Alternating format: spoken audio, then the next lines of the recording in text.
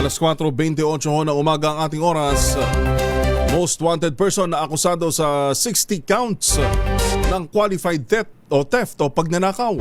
Arestado ng Manila Police District. Tanggapin natin ang live report mula kay RH29. Boy Gonzales. Boy G, good morning. Yuel, arestado ng Manila Police District ang isang babaeng kabilang umano sa listahan ng district level most wanted person dahil sa kaso qualified theft na may 6 counts tabisa ng warrant of arrest na inilabas ng Manila RTC Branch 47. Kinilala ng mga otoridad ang akusado na si Elias Vicky, 35 anyos, finance manager at residente ng Parañaque City. Ayon kay Police Major Jake Arcilla, hepe ng MPD Warrant Section, ipinagawa ang operasyon sa isang unit. Dito sa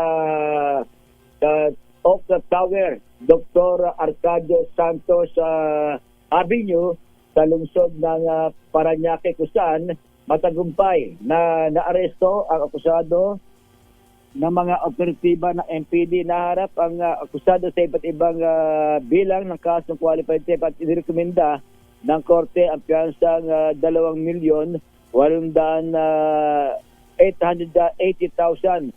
Bago ang pag-aresto, pinaalam sa akusado ang kanyang mga karapatan at mga kasong sinampa laban sa kanya sa paraang kanyang nauunawaan.